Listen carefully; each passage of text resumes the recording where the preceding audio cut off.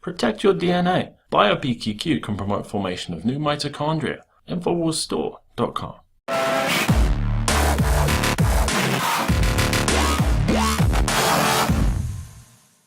It needs to be recognized by the president and by you and others in the administration that when the president says that he's going to set a time limit and then consider taking actions himself, which many of us read to be the president again repeating, I have a pen and a cell phone, and if you don't act, I will, that makes doing immigration reform harder, not easier, because those who may like what the president decides to do administratively have less reason to negotiate the hard decisions to be made about how to enforce our immigration laws in the future. And those who do not agree with the president's position on immigration reform say, why should we negotiate if we can't trust the president to enforce the laws as they exist? House Representative Bob Goodlatte has received information from inside President Barack Obama's administration detailing plans to ship non-U.S. citizens with Ebola into the United States to receive treatment. If you are concerned about this problem spreading, and this is a deadly disease that we're even concerned about the great healthcare workers when they come back not spreading it, we certainly shouldn't be bringing in the patients. Goodlatte, the chairman of the House Judiciary Committee, wrote a letter to Homeland Security Secretary Jay Johnson. I love this country. I care about the safety of our people. I believe in public service, and I remain loyal to you, Mr. President. And Secretary of State John Kerry requesting any information on the plans. But those requests have gone unanswered. The White House also denied Goodlatte's request to impose a temporary ban on non-U.S. citizens traveling to the United States from the 3 African countries hardest hit by Ebola. Don't panic. The news hit this morning. A Texas nurse who treated an infected patient tested positive for Ebola. And in California, a sick passenger on a flight from JFK to Los Angeles triggered an Ebola scare. In Boston, a man is in isolation at the hospital after complaining of Ebola-like symptoms. That common sense request was not only denied, President Obama claims it won't make a difference. If we institute a travel ban instead of the protocols that we put in place now, history shows that there is a likelihood of increased avoidance. And as a consequence, we could end up having more cases rather than less.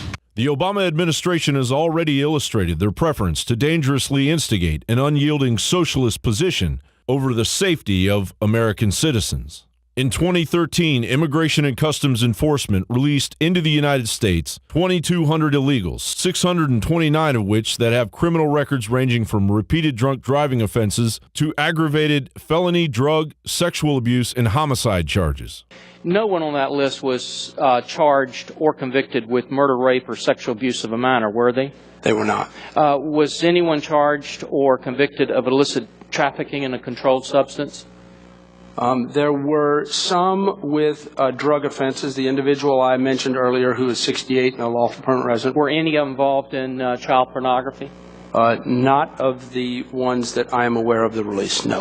So of the 2,228, you can testify that none of them were involved in child pornography?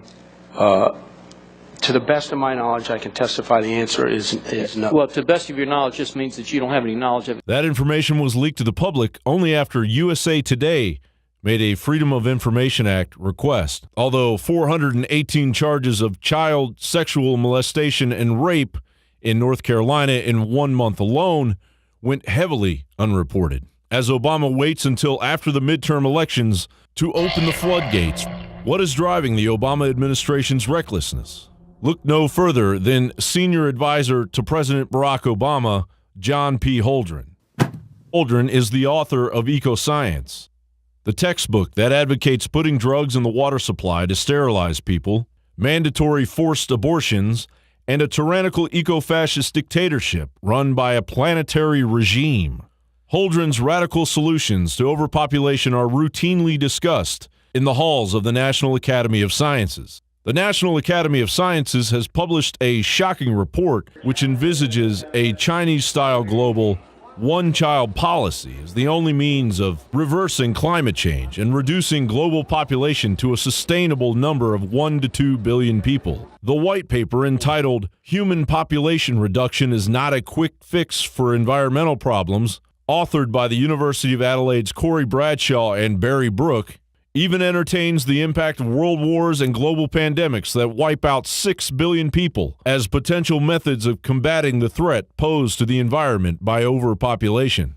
Under one scenario, a global pandemic wipes out 6 billion people from the year 2041 onwards, resulting in the planet's population being reduced to 5.1 billion by the year 2100. However, this reduction of 2 billion people compared to current figures is not sufficient to accomplish the level of human culling desired by the authors, who note that even future events that rival or plausibly exceed past societal cataclysms cannot guarantee small future population sizes without additional measures, such as fertility control. The paper is edited by Stanford University's Paul R. Ehrlich, a perennial advocate of population reduction whose dire proclamations about environmental catastrophes as a result of overpopulation have been proven wildly inaccurate time and time again. This will confuse you, because how can then the total population grow like this if the children doesn't increase? Where will all these adults come from? John Bound for Infowars.com.